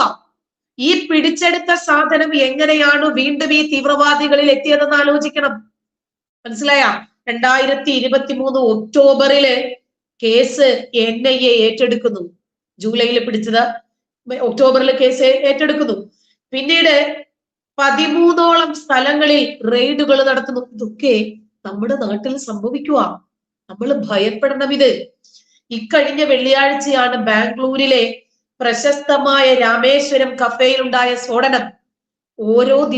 ഒരു മാസത്തില് കോടികൾ വിറ്റുവരവുള്ള ഒരു കഫേ, ഒരു കാഫിറിന്റെ സ്ഥാപനം. ദിവസത്തിലെ 7500ഓളം ബില്ലുകളാണ് അവിടുന്ന് മാറിയെടുക്കുന്നത്. അപ്പൊ ആ കഫേ തന്നെ അവർ തിരഞ്ഞെടുക്കുവാണ്. അപ്പൊ ഇതുമായിട്ട് ബന്ധപ്പെട്ടിട്ടാണ് ചൊവ്വാഴ്ച അന്ന് റെയ്ഡ് നടന്നത്. പക്ഷേ സൂചനകളൊന്നും ഇതുവരെ NIA പുറത്തുവിട്ടിട്ടില്ല. ഈ രാമേശ്വരം കഫേയിൽ നടന്ന സ്ഫോടനത്തിന്റെ അന്വേഷണം തിങ്കളാഴ്ചയാണ് NIA ഏറ്റെടുക്കുന്നത്. അപ്പോൾ തന്നെ ഒരുപാട് തെളിവുകൾ പുറത്തു വരുക. കേരള പോലീസ് എന്തിനാണ് പിന്നെ അവരെയൊക്കെ പിരിച്ചുവിട്ടിട്ട് ഈ കേരളം കേന്ദ്രഭരണ പ്രദേശമാക്കി മാറ്റിയാൽ എന്ത് സമാധാനം ഉണ്ടാകും? ഇപ്പോ ബാംഗ്ലൂർ ജയിലിലെ തീവ്രവാദ പ്രവർത്തനവുമായി ബന്ധപ്പെട്ട് തടിയന്തവിടെ നസീറും ഇയാളുടെ കൂട്ടാളികളുമായ 8 പേർക്കെതിരെ NIA കുറ്റപത്രം സമർപ്പിക്കുവാനും വീണ്ടും, ആദ്യത്തേതല്ല, കണ്ണൂർ സ്വദേശിയായ ഈ നസീർ എന്ന് പറയുന്ന ആള്, തടിയന്തവിടെ നസീർ 2013 മുതൽ ജീവപര്യന്തം ശിക്ഷ അനുഭവിച്ചു വരുന്നു. ഇയാള് ജയിലിനുള്ളിലാണ് തീവ്രവാദ പരിശീലനം നൽകുന്നത് കുറച്ചധികം യുവാക്കൾക്ക്. ആർക്ക്? ജുനൈദ് അഹമ്മദ് എന്ന് പറയുന്ന ഒരു പയ്യന്, സൽമാൻ ഖാൻ. ഇവര് തടിയന്തവിടെ നസീറിൽ നിന്നും ജയിലിൽ കിടന്ന് പരിശീലനം നേടിയിട്ട് വിദേശത്തേക്ക് കടന്നു. ജയിലിനകത്ത് തടിയന്തവിടെ നസീറുമായി ബന്ധം സ്ഥാപിച്ച സുഹൈൽ ഖാൻ എന്ന് പറയുന്ന ഒരു പയ്യൻ, മുഹമ്മദ് ഉമർ എന്ന് പറയുന്ന ഒരു പയ്യൻ, സാഹിദ് തബ്രസ് എന്ന് പറയുന്ന ഒരു പയ്യൻ, സെയ്ദ് മുദ്ദസിർ പാഷ എന്ന് പറയുന്ന ഒരു പയ്യൻ, മുഹമ്മദ് ഫൈസൽ റബ്ബാനി, എത്ര പേര്? ഇവരൊക്കെ കുറ്റപത്രത്തിൽ ഉൾപ്പെട്ട ആളുകളാണ്. അപ്പൊ ഈ കേരളം ഈ 2 വിഭാഗങ്ങളും തീവ്രവാദ കേന്ദ്രമാക്കി മാറ്റാൻ ശ്രമിക്കുമ്പോൾ ഒരു ആരിഫ് മുഹമ്മദ് ഖാൻ കടന്ന് ചക്രശ്വാസം വലിച്ചത് കൊണ്ട് കാര്യമില്ല. ഒരുപക്ഷെ നമ്മളൊക്കെ പഠിക്കുന്ന കാലഘട്ടത്തിലും ഗവർണർമാരുണ്ടായിട്ടുണ്ട്. ആരിഫ് മുഹമ്മദ് ഖാന്റെ മുമ്പുള്ള ഗവർണർ ആരാണെന്ന് ചോദിച്ചാൽ എത്ര പേർക്ക് പറയാൻ പറ്റും? എന്റെ മക്കൾ ചോദിക്കും, കേരളത്തിലെ ഗവർണർ പോടുന്നു, അങ്ങനെ ഉണ്ടോ? അപ്പൊ കേരളത്തിൽ ഒരു ഗവർണർ ഉണ്ടെന്നും അദ്ദേഹത്തിന് മുഖ്യമന്ത്രിക്കും മേലെ പലതും ചെയ്യാൻ പറ്റുമെന്നും ഈ കേരളത്തെ ഓർമ്മിപ്പിച്ച ഒരു വ്യക്തി കൂടിയാണ് ആരിഫ് മുഹമ്മദ് ഖാൻ. അദ്ദേഹത്തോട് നിങ്ങൾ AKG ഒന്ന് കയറിക്കേ, സെക്രട്ടേറിയറ്റിൽ ഒന്ന് കയറിക്കേ. ശരി, ഇന്നേക്ക് 2 ദിവസം ഞാൻ അവിടെ ചെയ്യാൻ പറ്റുന്നത് ചെയ്തോ. SFI ബ്ലഡി ഗുണ്ടകളെ എന്ന് വിളിക്കാൻ ധൈര്യം കാണിച്ച ഒരു മനുഷ്യനാണ്. അപ്പൊ ഇങ്ങനെ ഒരുപാട് തീവ്രവാദികളെ ക്രിയേറ്റ് ചെയ്തു വിടുന്ന SFIക്കാരുടെയും PFIക്കാരുടെയും ഇടയിലേക്ക് ലഷ്കർ-ഇ ത്വയ്ബ എന്ന് പറയുന്ന ഭീകര സംഘടനകൾ പോലും നാണിച്ചു പോകുവാണ്. നസീറമ്മ അവരുടെ കഴിവുകൾക്കനുസരിച്ച് അവർക്ക് ലഭിക്കുന്ന മാർഗങ്ങളിൽ ലളിതമായും സുലഭമായും സുന്ദരമായും തീവ്രവാദ ലക്ഷ്യം എന്ന ഒറ്റ ലക്ഷ്യത്തിലേക്ക് ഓടിയെടുക്കുമ്പോൾ ലഷ്കർ-ഇ ത്വയ്ബയുടെ പ്രവർത്തനങ്ങൾ അവരുടെ നാടുകളിൽ ചെയ്യുന്നതിനേക്കാൾ, പാകിസ്ഥാനിലും സിറിയയിലും അഫ്ഗാനിലും ചെയ്യുന്നതിനേക്കാൾ കൂടുതൽ മെച്ചപ്പെടുത്തുന്നതിനു വേണ്ടി ജുനൈദന്മാരെയും സൽമാന്മാരെയും ഒക്കെ ഈ നാട്ടിലേക്ക് റിക്രൂട്ട് ചെയ്ത് പഠിപ്പിച്ച് പുതിയ പുതിയ തീവ്രവാദികളാക്കി മാറ്റുവാണ്. അതിനുശേഷം ബാക്കി പിന്നെ അവര് നോക്കിക്കൊള്ളുമല്ലോ. ഇതൊരു തരം ഒരു ബൈനറി പ്ലാൻ പോലെ ഒരു തരം മണി ചെയിൻ മാർക്കറ്റിംഗ് ആണിത്. അപ്പൊ ബാക്കിയുള്ളത് അവര് നോക്കിക്കോളും. ജുനൈദുമായിട്ട് ഗൂഢാലോചന നടത്തുവാണ് തടിയന്റെ നസീർ. NIA ജനുവരിയിൽ 2024 ജനുവരിയിൽ പുറത്തിറക്കിയ പ്രസ്താവനയിലാണെന്നുള്ളത്. ജയിൽ മോചിതനായ ജുനൈദ് വിദേശത്തേക്ക് പോകുന്നു. ജയിലിനകത്തും പുറത്തും ലഷ്കർ ഇ തൊയ്ബയുടെ പ്രവർത്തനങ്ങൾ വ്യാപിപ്പിക്കുന്നതിന് വേണ്ടി ജുനൈദ് വിദേശത്ത് നിന്ന് തന്റെ കൂട്ടാളികൾക്ക് പണം എത്തിച്ചു കൊടുക്കുന്നു. ഫിയാദീൻ എന്ന് പറയുന്ന ഒരു ആക്രമണം നടത്തുന്നു. കോടതിയിലേക്കുള്ള വഴിയില് പോലീസ് കസ്റ്റഡിയിൽ നിന്ന് രക്ഷപ്പെടാൻ നസീറിനെ സഹായിക്കുന്നതിന് വേണ്ടി ആയുധങ്ങളും വെടിക്കോപ്പുകളും ഗ്രനേഡുകളും വോക്കി ടോക്കികളും ഈ കേരളക്കരയിൽ എത്തിക്കുന്നു. കാരണം ബാക്കി കേരളക്കാര് നോക്കിക്കോളും, അവർക്ക് അപാരമായ ചങ്കുറപ്പാണല്ലോ, ബാക്കിയൊക്കെ അവര് നോക്കിക്കോളും. ആക്രമണത്തിന് വേണ്ടി പോലീസ് തൊപ്പികൾ മോഷ്ടിക്കുന്നു, ഉണ്ടകൾ മോഷ്ടിക്കുന്നു, ഗണ്ണുകൾ മോഷ്ടിക്കുന്നു. എന്നിട്ട് സർക്കാർ ബസ്സുകൾക്ക് തീയിടാൻ ജുനൈദ് കൂട്ടുപ്രതികൾക്ക് നിർദ്ദേശം നൽകുന്നു. കഴിഞ്ഞ വർഷം ജൂലൈയിൽ ആയുധങ്ങളും മറ്റും പിടിച്ചെടുത്തതോടെ ഗൂഢാലോചന പരാജയപ്പെട്ടു എന്നാണ് NIA പറഞ്ഞത്. ഇതൊക്കെ നമ്മുടെ നാട്ടിൽ നടക്കുന്ന സംഭവങ്ങളാ. ഏതു മാധ്യമം ബൈജു ഈ വാർത്തകളൊന്നും കൊടുക്കും? ഏറ്റവും രസകരം ടീച്ചറെ, ഇതില് കർണാടകയിൽ കോൺഗ്രസ് ഭരണം തിരിച്ചു പിടിച്ച സമയത്ത് അവർ പറഞ്ഞൊരു ഡയലോഗ് ഉണ്ട്. അതായത് കർണാടകയിൽ സ്നേഹത്തിന്റെ കട തുറന്നു എന്നാ പറഞ്ഞത്. ഈ കട തുറന്നു എന്ന് പറഞ്ഞു തീരുന്നതിന് മുൻപ് തന്നെ ഇന്നിപ്പോൾ ഭാരതത്തിൽ എവിടെ നോക്കിയാലും ഒരു ബോംബ് സ്ഫോടനം കാണാനാവില്ല. പക്ഷെ കോൺഗ്രസ് ഭരിക്കുന്ന സംസ്ഥാനങ്ങളിൽ ബോംബ് സ്ഫോടനങ്ങളുടെ പരമ്പര ഇടയ്ക്കിടെ വരുന്നുണ്ട്. മാത്രമല്ല ഇപ്പോ ബാംഗ്ലൂരിലുള്ള ഈ പരപ്പന അഗ്രഹാര ജയിൽ, ടീച്ചർ പറഞ്ഞ ഈ തടിയന്റെ അവിടെ നസീർ ആസൂത്രണം നടത്തിയ ജയിൽ അതാണെന്ന് എന്റെ ഓർമ്മ. ആ ജയിലിൽ തന്നെയാണ് നമ്മുടെ മദനിക്കാക്കയും, ഭീകരനായിട്ടുള്ള മദനിക്കാക്കയും, ഇനി വേണ്ട കോടിയേരിയുടെ പുത്രനായിട്ടുള്ള ബിനീഷ് കോടിയേരി ആയാലും ജയലളിത അടക്കമുള്ള ആളുകളൊക്കെ പാർപ്പിക്കപ്പെട്ടത് അവിടെയായിരുന്നു. അതെന്തുകൊണ്ടാണ് കർണാടകയിൽ തന്നെ ഇവന്മാരെയൊക്കെ ഈ തമിഴ്നാട്ടിലായിക്കോട്ടെ മറ്റേതെങ്കിലും സംസ്ഥാനങ്ങളിൽ പാർപ്പിക്കാത്തത് എന്ന് ചോദിച്ചു കഴിഞ്ഞാൽ സത്യത്തിൽ അന്ന് കർണാടക എടുത്തിട്ടുള്ള നിലപാടുകൾ അതിശക്തം തന്നെയായിരുന്നു. ഇന്നിപ്പോൾ കോൺഗ്രസ് ഭരണം പിടിച്ചതോടുകൂടി തന്നെ സ്നേഹത്തിന്റെ കടകൾ തുറക്കപ്പെട്ടിരിക്കുന്നു എന്ന് പറഞ്ഞുകൊണ്ട് ഇസ്ലാമിക ഭീകരന്മാരുടെ വോട്ട് നേടി ജയിച്ചത് കൊണ്ട് തന്നെ അവർക്ക് അയഞ്ഞു കൊടുക്കേണ്ട ഒരു നിലപാടുകളിലൊക്കെ വെള്ളം ചേർക്കേണ്ട അവസ്ഥ വന്നിരിക്കുന്നു. ഇത് തന്നെയായിരുന്നു സത്യത്തിൽ ഈ പറയുന്ന സിദ്ധരാമയ്യ എന്ന് പറയുന്ന ഈ ചങ്ങാതിയായാലും കോൺഗ്രസിന്റെ ഏത് ഭരണാധികാരിയായാലും ആ ഭരണാധികാരികളെ ഇന്നിന്റെ ഈ യുഗത്തിൽ നമ്മളൊന്ന് പരിശോധിക്കുകയാണെങ്കിൽ കൃത്യമായിട്ട് അറിയാൻ പറ്റും. ഇത് തന്നെയായിരുന്നു ഭാരതം ഒന്നടങ്കം ഭരിച്ച സമയത്തും കോൺഗ്രസ് ചെയ്തുകൊണ്ടിരുന്നത് എന്നുള്ളതിന്റെ. ഇന്നവർക്ക് ഭാരതം ഒന്നടങ്കമുള്ള ഭരണം പോയത് കൊണ്ട് സംസ്ഥാനങ്ങളിലുള്ള ആ ഭരണങ്ങളെ നാരിഴകീരി പരിശോധിച്ചാൽ നമ്മൾക്ക് മനസ്സിലാക്കാനാവും. എന്നിരുന്നാലും NIA എന്ന് പറയുന്ന അതല്ലെങ്കിൽ കേന്ദ്ര സേനകൾ അതിശക്തമായതുകൊണ്ട് തന്നെ എത്രത്തോളം ഇവർ സ്നേഹത്തിന്റെ കട തുറക്കുന്നു എന്ന് പറഞ്ഞുകൊണ്ട് മുസ്ലിം ഭീകരതയ്ക്ക് കൂട്ടുനിന്നുകൊണ്ട് അവർക്ക് ചെയ്യാനുള്ള സകലമാന ഇസ്ലാമിക ഭീകരതയ്ക്കും കൂട്ടുനിൽക്കുമ്പോൾ അതിനെ കൃത്യമായിട്ട് NIA എന്ന് പറയുന്ന ആ സിസ്റ്റം ഉള്ളത് കൊണ്ട് തന്നെ പ്രതിരോധിക്കപ്പെടുന്നുണ്ട്. ഇത്തരത്തിൽ ജയിലിനുള്ളിൽ തന്നെ ഇവർക്ക് വലിയൊരു യോഗം ചേരാനാവുക. ആ യോഗം മാത്രമല്ല, ഈ യോഗത്തിന്റെ ഒപ്പം അവിടെ കാഫിറുകളായിട്ടുള്ള, നമ്മൾ ആ വാക്ക് തന്നെ ഉപയോഗിക്കേണ്ടതുണ്ട്, ഈ കാഫിറുകളായിട്ടുള്ള സഹതടവുകാരുണ്ടല്ലോ, ഇവരോട് ചെയ്തതും കൂടി നമ്മൾ ഇതിന്റെ ഒപ്പം കൂട്ടി വായിക്കേണ്ടതുണ്ട്.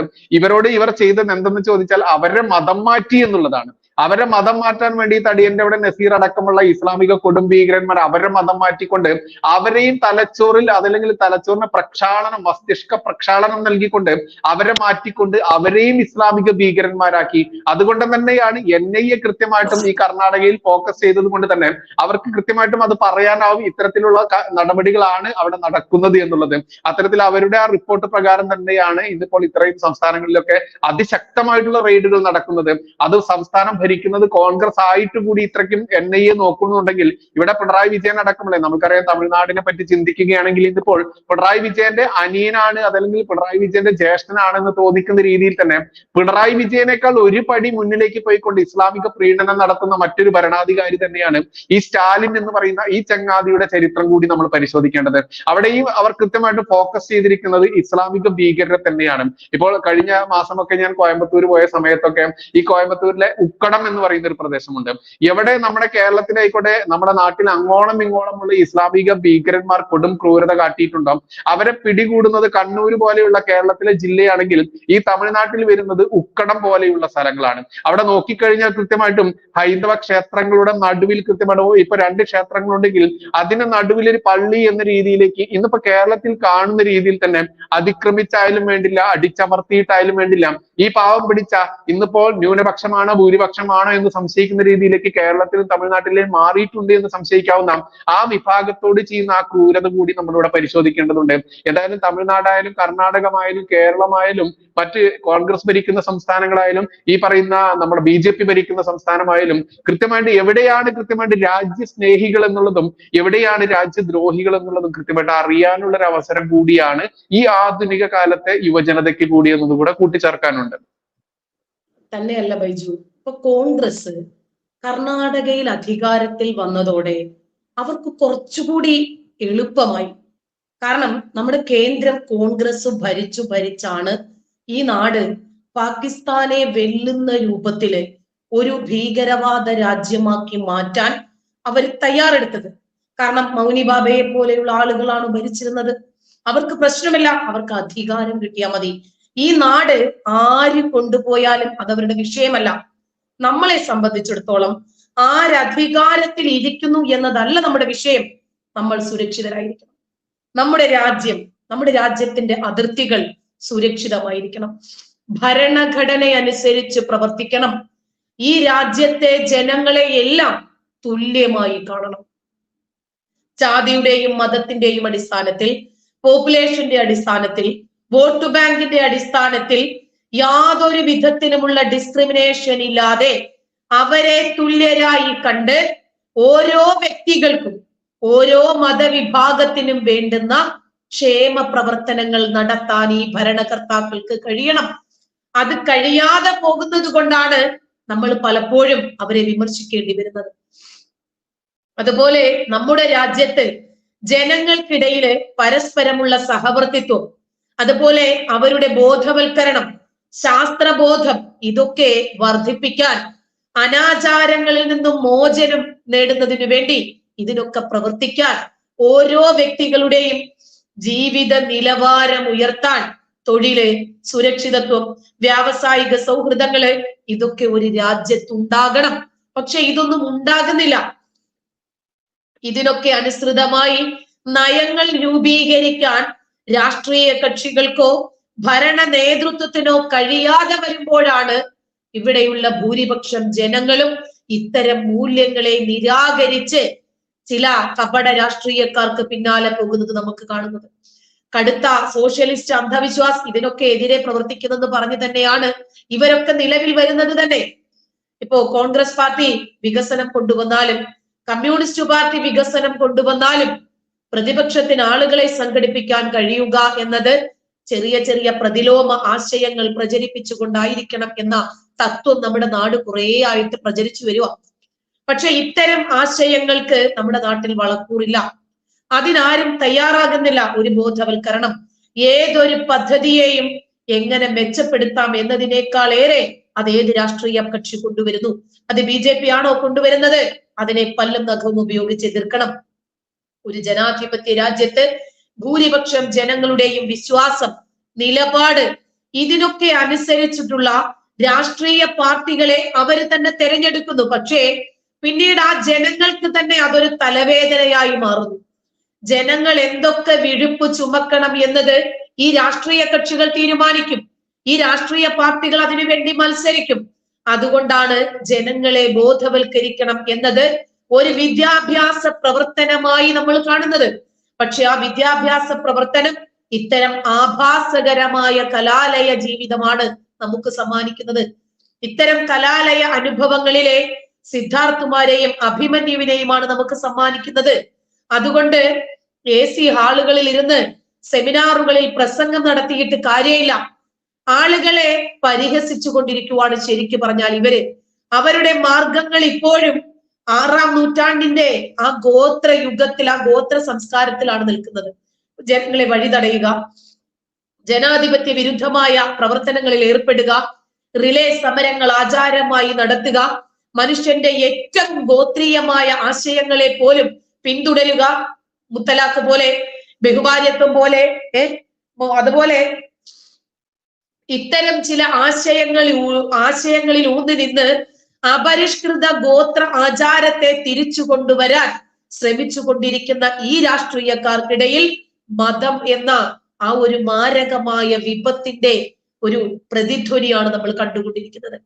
ഇങ്ങനെ മനുഷ്യനെ ബുദ്ധിമുട്ടിപ്പിച്ച് വെറുപ്പിക്കുന്ന കാലഹരണപ്പെട്ട മാർഗങ്ങളിൽ കൂടി മാറ്റം കൊണ്ടുവരാൻ കഴിയും എന്നിവര് ചിന്തിക്കുമ്പോൾ, ബൗദ്ധികമായി ചിന്തിക്കുമ്പോൾ നമുക്ക് മനസ്സിലാകുന്നത് ഇവർ ഈ നാടിനെ പരിഹസിച്ചു കൊണ്ടിരിക്കുവാണ്. അതുകൊണ്ട് നമുക്ക് യുക്തിവാദ പ്രവർത്തനങ്ങള്, ബോധവൽക്കരണങ്ങള്, ശാസ്ത്രീയമായ ക്ലാസുകള്, ബൗദ്ധിക പ്രവർത്തനങ്ങള്, ഇതിലൂടെയൊക്കെയാണ് പുരോഗമനം കൊണ്ടുവരാൻ കഴിയുന്നത് എന്ന് ചിന്തിക്കുന്ന ഏതാൾക്കാർക്ക് മനസ്സിലാകും. പക്ഷേ കക്ഷി രാഷ്ട്രീയ തിമിരം ബാധിച്ച ആളുകൾക്ക് അവരുടെ സ്വത്വബോധമാണ് വലുത്, അവരുടെ രാഷ്ട്രീയമാണ് വലുത്. അവരോട് വാദിച്ച് ജയിക്കാൻ വേണ്ടിയിട്ടല്ല, നമ്മുടെ നാടിൽ ഒരു മാറ്റം ഉണ്ടാകാൻ വേണ്ടി നമ്മൾ മാറി ചിന്തിക്കാൻ തയ്യാറാകേണ്ടിയിരിക്കുന്നു. രാഷ്ട്രീയവും മതവും തമ്മിൽ കൂടിക്കലർന്ന ഈ സാഹചര്യത്തിൽ നമുക്കറിയാം, സിദ്ധാർത്ഥന്റെ വിഷയം ഒരു കലാലയ രാഷ്ട്രീയത്തിന്റെ വെറും ഒരു ഇര മാത്രമല്ല, ഇതിനകത്ത് വ്യക്തമായ മതം കടന്നു വന്നിട്ടുണ്ട്. ഈ മതത്തിന്റെ 6-ാം നൂറ്റാണ്ടിന്റെ ഗോത്രീയമായ ശിക്ഷാവിധിക്കാണ് ഈ പയ്യൻ ഇരയായിരിക്കുന്നത് എന്ന് വളരെ വ്യക്തമായിട്ട് നമുക്കറിയാം. പക്ഷെ ഇതൊന്ന് തുറന്നു പറയാൻ തയ്യാറാകാത്തത് എന്തുകൊണ്ടാണെന്ന് അറിയാമോ? ഇവിടെ സിദ്ധാർത്ഥനെ SFI-ക്കാര് കൊന്നെങ്കിൽ നമ്മുടെ അഭിമന്യുവിനെ കൊന്ന പോപ്പുലർ ഫ്രണ്ടുകാർ എങ്ങനെ എതിർക്കും? ഈ രണ്ട് വിഭാഗത്തെയും എതിർക്കേണ്ടത് ആരാണ്? രഞ്ജിത് ശ്രീനിവാസനെ കൊന്നവരാണ് പറ്റുമോ? അതായത് ഇവര് പരസ്പരം കൊല്ലാനും കൊലവിളിക്കാനും മത്സരിച്ചു കൊണ്ടിരിക്കുന്ന ഈ സാഹചര്യത്തിൽ നമ്മൾ ആരെയാണ് വിമർശിക്കേണ്ടത്? എവിടെയാണ് വിമർശനങ്ങൾ വന്നു നിൽക്കേണ്ടത്? ആലോചിക്കണം. നമ്മുടെ നാട്ടിൽ എത്ര മുഖ്യധാരാ ചാനലുകളുണ്ട്, എത്ര മാധ്യമങ്ങളുണ്ട്. ഈ മാധ്യമങ്ങളിൽ ആരെങ്കിലും SFI-ക്കാരെ ബ്ലേഡി ഗുണ്ടകൾ എന്ന് വിളിച്ചോ? അത് വിളിക്കാൻ ധൈര്യം കാണിച്ച ഒരു മനുഷ്യനാണ് നമ്മുടെ ഗവർണർ ആരിഫ് മുഹമ്മദ് ഖാൻ. അദ്ദേഹത്തിന്റെ പേര് ആരിഫ് മുഹമ്മദ് ഖാൻ എന്നായതുകൊണ്ട്, അദ്ദേഹത്തെ വശീകരിക്കാൻ സാധിക്കാത്തത് കൊണ്ട്, അദ്ദേഹത്തോട് പ്രീണന നയം കൊണ്ട് നിൽക്കാൻ പറ്റാത്തത് കൊണ്ട്, അദ്ദേഹം ഒരു രാജ്യസ്നേഹിയായതുകൊണ്ട് അദ്ദേഹത്തിന് പലതും ഈ നാട്ടിൽ മാറ്റമുണ്ടാക്കാൻ സാധിച്ചിട്ടുണ്ട്. കൃത്യമായിട്ടും എന്തായാലും ഈ ഒരു സെഷൻ തന്നെ നമ്മൾ ഉൾപ്പെടുത്തേണ്ട മറ്റൊരു വിഷയമാണ് ഇന്ന് രാജ, ആണ്ടിമുത്തു രാജ എന്ന് പറയുന്ന തമിഴ്നാട്ടിൽ നിന്നുള്ള ഒരു MP. അയാൾ MP മാത്രമല്ല, ഞാനിപ്പോ അയാളുടെ പ്രൊഫൈൽ എടുത്ത് നോക്കുകയായിരുന്നു. 2007 ഇയാൾ മൻമോഹൻ സിംഗ് പ്രധാനമന്ത്രി ആയിരിക്കുന്ന സമയത്ത് കമ്മ്യൂണിക്കേഷൻസ് ആൻഡ് ഇൻഫർമേഷൻ ടെക്നോളജി മന്ത്രാലയത്തിന്റെ കേന്ദ്ര ക്യാബിനറ്റ് മന്ത്രിയായിരുന്നു. പിന്നീട് അതിനുശേഷം കേന്ദ്ര ക്യാബിനറ്റ് പരിസ്ഥിതി വനം മന്ത്രിയായി. ഇങ്ങനെ വ്യത്യസ്ത രീതിയിൽ ജനാധിപത്യ രീതിയിൽ ഭരിച്ചുകൊണ്ടിരുന്ന കോൺഗ്രസ് സർക്കാരിന്റെ വ്യത്യസ്ത രീതിയിലുള്ള മന്ത്രി പട്ടങ്ങളും അതല്ലെങ്കിൽ സഹമന്ത്രി പട്ടങ്ങളും ഒക്കെ ആരാധിച്ചിരുന്ന അതല്ലെങ്കിൽ അലങ്കരിച്ചിരുന്ന ഈ ചങ്ങാതി എന്ന് പറഞ്ഞ ഒരു കാര്യമുണ്ട്. അയാൾ രാമനെ വിശ്വസിക്കുമോ അതല്ലെങ്കിൽ രാമായണമെ വിശ്വസിക്കുമോ എന്ന ഒരുപാട് പ്രസ്താവനകളൊക്കെ നമ്മൾക്ക് മാറ്റിവെക്കാം. അയാൾ പറഞ്ഞ ഒരു പ്രസ്താവനയിലെ ഏറ്റവും കൂടുതൽ അപകടകരമായിട്ടുള്ള ഒരു കാര്യമാണ് അയാൾ പറഞ്ഞിരിക്കുന്നു, ഇന്ത്യ ഒരു രാജ്യമല്ല എന്നുള്ളത്. ഇന്ത്യ സത്യത്തിൽ വ്യത്യസ്ത സംസ്ഥാനങ്ങൾ, അതായത് പണ്ട് നമ്മൾക്കറിയാം നാട്ടുരാജ്യങ്ങൾ എന്ന് പറയുന്ന രീതിയിലായിരുന്നു ഭാരതം ഛിന്ന ഭിന്നമായിട്ട് ഭരിച്ചുകൊണ്ടിരുന്നത്. അതേ രീതിയിലേക്ക് തന്നെ നാട്ടുരാജ്യങ്ങൾ എന്ന സിസ്റ്റത്തിലേക്ക് കട്ടിംഗ് സൗത്തിനെ പറ്റിയൊക്കെ നമ്മൾ ഒരുപാട് കേട്ടിട്ടുണ്ട്. ആ കട്ടിംഗ് സൗത്തിന് ആവേശം പകരുന്ന രീതിയിൽ ഇന്ത്യ ഒരു രാജ്യമല്ല, ഇന്ത്യ ഇതുപോലെ ഇനിയും മുറിക്കപ്പെടേണ്ട സംസ്ഥാന തലങ്ങളിൽ ഭാഷാ തലങ്ങളിലൊക്കെ വെട്ടിമുറിക്കപ്പെടേണ്ട ഒരു രാജ്യമാണ്, അതല്ലെങ്കിൽ വെറും ഒരു ഭൂപ്രദേശമാണ് എന്ന രീതിയിൽ ഒരു MP ആയിട്ടുള്ള മന്ത്രിയായിരുന്ന കേന്ദ്ര സഹമന്ത്രിയും കേന്ദ്രമന്ത്രിയുമായിരുന്ന ഒരുത്തൻ തന്നെ പറഞ്ഞ് രംഗത്ത് വരുമ്പോൾ, തമിഴ്നാട്ടിൽ ഇത്തരം രീതിയിൽ മുന്നോട്ട് പോകുമ്പോൾ, കേരളത്തിൽ അതിന്റെ ജ്യേഷ്ഠ തുല്യനായിട്ട് പിണറായി വിജയനും ഭരണവും മുന്നോട്ട് പോകുമ്പോൾ, എവിടെയാണ് മലയാളികൾക്കായാലും തമിഴ്നാട്ടുകാർക്കായാലും അതല്ലെങ്കിൽ ഭാരതീയരായാലും നാം ഒട്ടനവധി ശാന്തതയോടെ ജീവിക്കണം, സമാധാനം വേണം, ഞങ്ങളുടെ സ്വത്തിനും ജീവനും സംരക്ഷണം വേണമെന്ന് ചിന്തിക്കുന്ന ആളുകൾക്ക് എവിടെയാണ് സുരക്ഷ എന്നുള്ളത് വലിയ ചോദ്യചിഹ്നം തന്നെയാണ്. ആ ചോദ്യചിഹ്നം തന്നെ ഇട്ടുകൊണ്ട് തൽക്കാലം ഇനി എന്തെങ്കിലും ചൊറിയാനുണ്ടോ ടീച്ചറെ? വിട്ടുപോയിട്ടുണ്ടോ? ഇല്ല, നമുക്കിനി നമ്മുടെ സമയം ഏതാണ്ട് വർദ്ധിച്ചിട്ടുണ്ടല്ലോ, നമുക്കിനിയും ചൊറിഞ്ഞുകൊണ്ടേയിരിക്കാം. കാരണം മുഖ്യധാരാ വിഷയം ചർച്ചയ്ക്ക് എടുക്കുന്നത് വരെ നമ്മളെ കൊണ്ട് സാധിക്കുന്ന രൂപത്തിൽ, ഒരുപക്ഷെ നമുക്കറിയാം ഇത് തുമ്പിയെ കൊണ്ട് കല്ലെടുപ്പിക്കുന്നത് പോലെ നമ്മളെ കൊണ്ട് സാധിക്കുമോ എന്നറിയില്ല, സാധിക്കുന്നത് വരെ പൊതുജനങ്ങളിൽ ഒരാളെങ്കിലും ഒന്ന് ചിന്തിക്കാൻ തയ്യാറായാൽ നമ്മൾ എടുക്കുന്ന എഫേർട്ടിന്റെ റിസൾട്ടാണ്. നമ്മളത് തുടർന്നുകൊണ്ടേയിരിക്കും. അതെ, അണ്ണാറക്കണ്ണനും തന്നാലായത് എന്ന രീതിയിൽ തന്നെ അണ്ണാറക്കണ്ണന്മാരായിട്ടുള്ള നമ്മുടെ കുഞ്ഞു കുഞ്ഞു ചാനലുകളുടെ ഇതുപോലത്തെ ഒരുപാട് കൂട്ടായ്മകൾ രംഗത്ത് വരേണ്ടത്, ഉയർന്നു വരേണ്ടത് കാലത്തിന്റെ ആവശ്യം തന്നെയാണ്. ഒരു ആരിഫ് മുഹമ്മദ് ഖാൻ എല്ലാ കാലത്തും ഇവിടെ ഉണ്ടാവില്ല. കാരണം അദ്ദേഹത്തിന്റെ അധികാര പരിധി കാലാവധിക്കുള്ളിൽ തീരുന്നതാണ്. ആ കാലാവധി കഴിഞ്ഞ് അദ്ദേഹത്തിന്റെ ജീവിതചര്യയുമായി മുന്നോട്ട് പോകുമ്പോൾ അന്ന് മലയാളി ഇനി മറ്റൊരു ആരിഫ് മുഹമ്മദ് ഖാന് വേണ്ടി, അതല്ലെങ്കിൽ മറ്റൊരു നരേന്ദ്രമോദിജിക്ക് വേണ്ടി, ഇനി വേണ്ട മറ്റൊരു സുരേഷ് ഗോപിക്ക് വേണ്ടി കൈനീട്ടി നിൽക്കുന്ന അവസ്ഥ വരാതിരിക്കണം എന്നുണ്ടെങ്കിൽ ചിന്തിച്ച് മുന്നേറേണ്ട വലിയൊരു അവകാശം, വലിയൊരു അവസരം കൂടിയാണ് വന്നിരിക്കുന്നത്. അത് ലോക്സഭാ ഇലക്ഷൻ തന്നെയാണ്. ആര് ഭരിക്കണം നമ്മളെ, ആരായിരിക്കണം നമ്മളെ ഭരണാധികാരികൾ, അത് നീതിമാനായിരിക്കണോ അതല്ലെങ്കിൽ ഇതുപോലെ ഭീകരവാദികളായിരിക്കണം എന്ന ചിന്ത കൂടി ഓരോ മലയാളിക്കും വരട്ടെ എന്ന ആശംസ കൂടിയേ പറയാനുള്ളൂ.